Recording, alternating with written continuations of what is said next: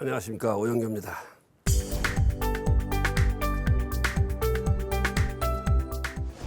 지난 시간에는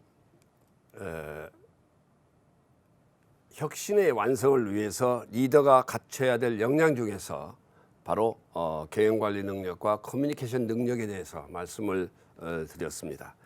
바로 CEO는 기본적으로 모든 조직 구성원을 하나로 묶어서 한 방향으로 끌고 갈 수 있는 능력이 가장 중요하다.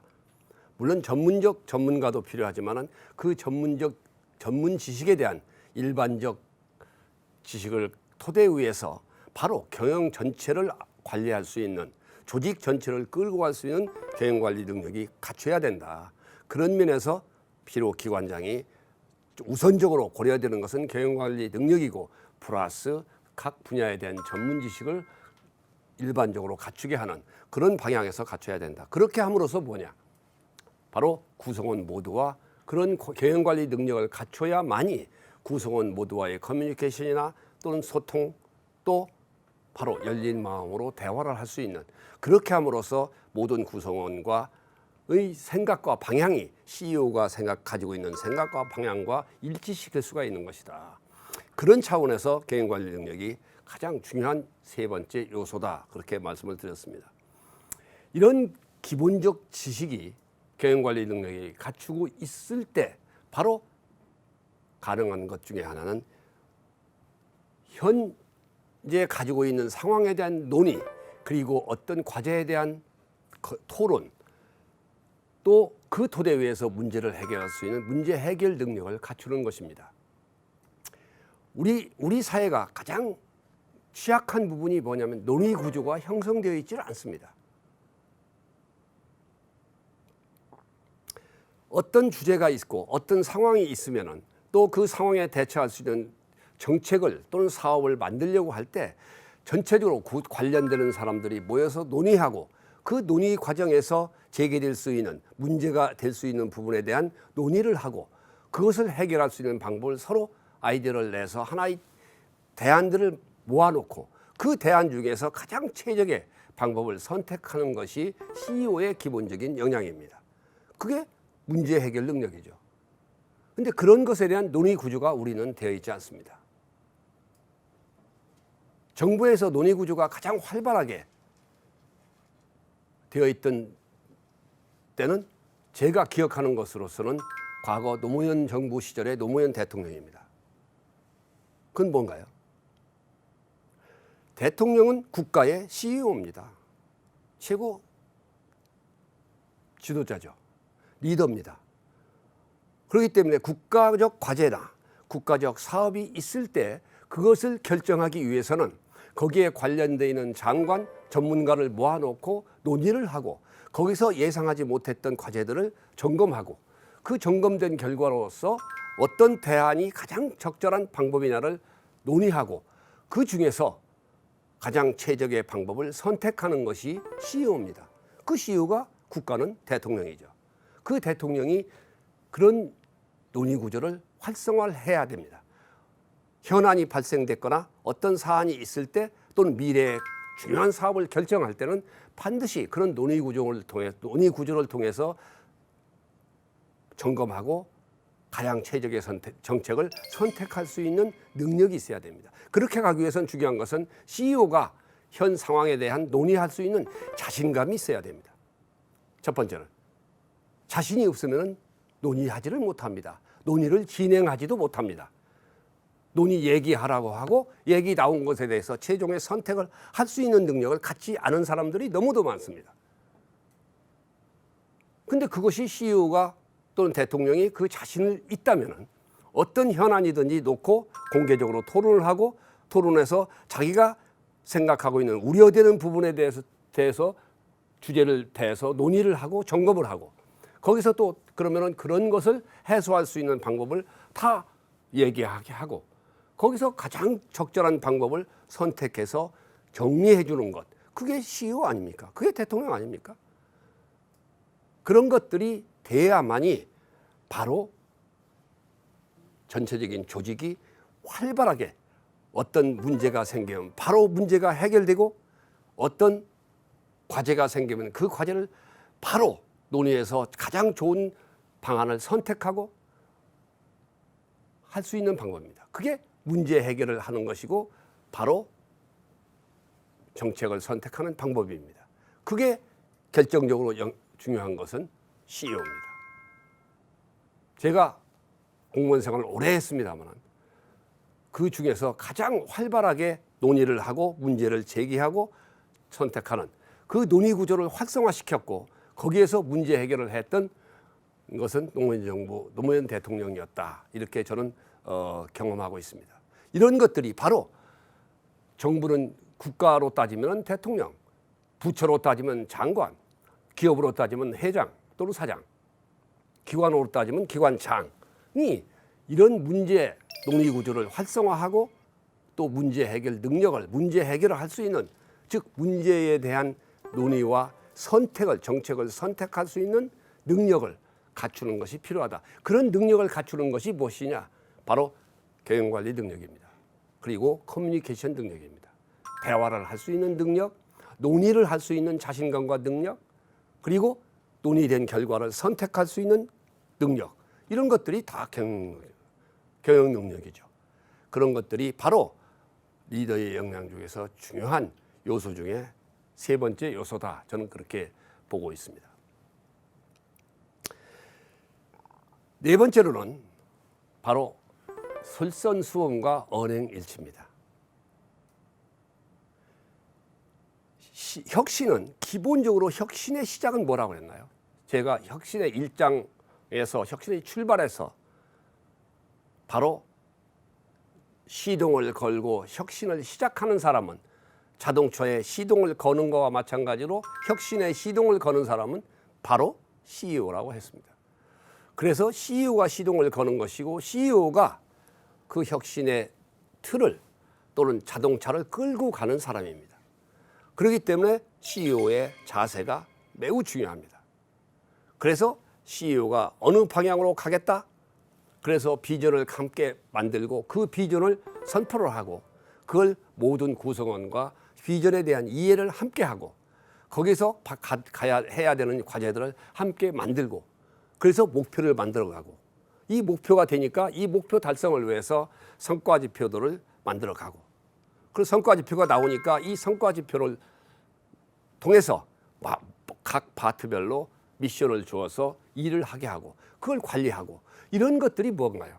바로 CEO가 하는 겁니다. 이런 것들이 CEO가 바로 앞장서서 선언을 하면은 그 내용 하나하나를 앞장서 실천을 하고 점검을 하고 모든 구성원이 함께 가느냐 하는 부분을 해줘야 됩니다. 그 CEO는 혁신을 하기 위해서 각 분야별로 기본적 정책 방향을 흔히 얘기하는 경영 방침이라는 것을 또는 경영 철학을 선포하게 될 겁니다. 자, 조직은 이렇게 가겠다. 그리고 사업은 이렇게 가겠다. 그리고 인사는 이렇게 하겠다. 각 분야별로 기본적 경영 방침에 대한 목표를 정할 겁니다. 대개 기관별로 3개 내지 4개의 경영 방침을 정하죠. 근데 그렇게 했을 경우에 그 중에서 가장 대표적인 것이 뭡니까? 인사가 중요하죠. 혁신에 있어 가장 중요한 요소 중에 하나는 인사입니다. 그래서 대부분의 기관장들이 얘기를 합니다. 인사는 철저하게 능력 중심으로 실적 중심으로 하겠다. 그래서 인사 청탁은 절대 안 들어주겠다. 이렇게 얘기합니다. 그런데 인사를 실제 하는 걸 보면은 인사 청탁에 의해서 능력과 실적이 아닌 정실에 의한 인사를 하는 경우가 많이 있습니다. 그게 우리나라 가장 큰 병폐 중에 하나죠. 모든 문제는 인사에서부터 나옵니다. 열심히 일한 사람이 선택되지 않고 승진하지 못하니까 그 다음에 어떻게 되나요? 구성원들은 불신을 갖게 됩니다. 아무리 일을 해봤자 저렇게 열심히 일한 사람보다는 일을 안 하고 밖에서 인사운동을 하는 것이 더 승진에 가깝다. 그럼 누가 인사운동 안 하겠습니까? 그렇게 되면 밖으로 뛰어다니면서 인사청탁을 하러 다닐 겁니다.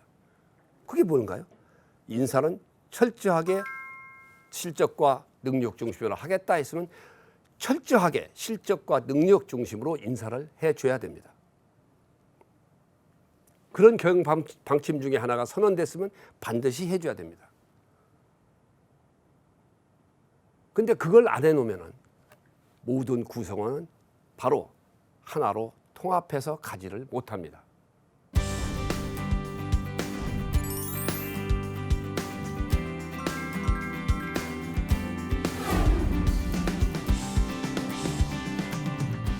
제가 기관장 코트라의 사장을 과거에 할 때 임원들 4명 중에 3명이 임기가 되어서 임원을 인사를 하게 되어 있었습니다. 바로 그 3명을 선정을 하는데 객관적으로 모든 구성원들의 의견을 받고 지금까지 일했던 평가 결과를 보고 지금까지 일한 성적을 보고 선택을 범위를 축소를 합니다. 또 점검을 하게 됩니다. 저는 인사를 할 때 최소한도 한 10개 정도의 지표를 다 가능한 지표를 모아서 객관적인 기준을 가지고 선택을 합니다. 근데 그중에 한 명이 정말로 막강한 곳에서 얘기를 했습니다. 누구 하나를 해달라. 근데 저는 그때 바로 시작하는 단계였기 때문에 1년도 안 된 단계이기 때문에 철저하게 인사에 대한 원칙을 천명한 것을 실행하지 못한다면 저는 이 기관장으로서의 직원들을 통솔할 수 있는 리더십은 무너진다고 봤습니다. 그래서 저는 철저하게 받아들이지 않았습니다. 제가 매우 힘든 과정을 거쳤습니다. 그것은 자리를 그만둘 수 있다는 그런 각오로 하지 않으면 그때 상황에서 그 위에서 내려온 그 압력을 벗어날 수가 없었습니다. 바로 차라리 내가 그만둘 수 있다는 전제하에서 받아들이지 않았습니다. 그 결과가 어떻게 되느냐. 제가 나머지 기관들을 3년을 하는 동안, 앞으로 그 뒤 3년을 하는 동안 밖에서 인사청탁은 한 건도 들어오질 않았습니다. 모든 사람들이 코트라는 해외에 근무를 많이 합니다. 해외 국내에 있는 유력 인사들이 해외에 나가면 코트라의 지원을 받아서 현장 가고 또 지원도 받고 통역도 해주고 다 그럽니다. 그러니까 가까워집니다. 거기서 내가 아무개 사장을 잘 알으니까 당신 얘기를 하겠다. 그러면은 그 뒤는 절대로 그 얘기는 하지 말아달라고 부탁을 한답니다. 그래서 어느 국회의원, 어느 기관장이 갔다 와서 저한테 웃으면서 하는 얘기가 그겁니다. 어떻게 했길래 그렇게 걔들이 못하게 하느냐. 정말 잘하더라 하는, 일반적으로 잘하더라 하는 것을 해주니 저로서도 즐겁고 또 그 분들이 생각하고 있는 코트라에 대한 인식은 매우 건전하게 생각을 갖게 됩니다. 그게 뭐냐? 바로 기관장이 경영 방침을 선언하고 그 경영 방침을 철저하게 실행하는 모습을 보여줌으로 인해서 모든 구성원이 인사에 관한 한 불신이 없고 CEO가 선언한 대로 정말로 성과와 실적 중심으로 능력 중심으로 열심히 일만 하면 나는 승진할 수 있다. 그리고 내가 가장 적절한 자리에 갈 수 있다는 확신을 갖게 됩니다. 그게 바로 구성원을 혁신의 틀 속으로 끌고 가는 가장 결정적인 요인이죠. 그래서 저는 그 코트라를 마치면서 어느 신문과의 인터뷰에서 그랬습니다. 코트라 4년 동안 가장 기억에 남는 것이 뭐냐, 자랑하고 싶은 게 뭐냐 했을 때 저는 4년 있으면서 코트라의 그 흥행한, 그 만연되던 제가 흔히 그런 예를 들었습니다. 우리나라에서 가장 인사척덕이 많았던 곳이 코트라였습니다. 그 기관을 4년 동안 인사청탁 없는 기관으로 만들었다 하는 것이 내가 가장 즐거웠고 행복한 것이다라는 얘기를 했습니다. 어떻든 바로 CEO의 솔선수범이, 즉 언행일치가 모든 구성을 하나로 묶어가고 또 CEO의 경영 방침에 모든 사람이 몰입되게 하는 그런 요소 중에 하나다, 그렇게 볼 수가 있습니다.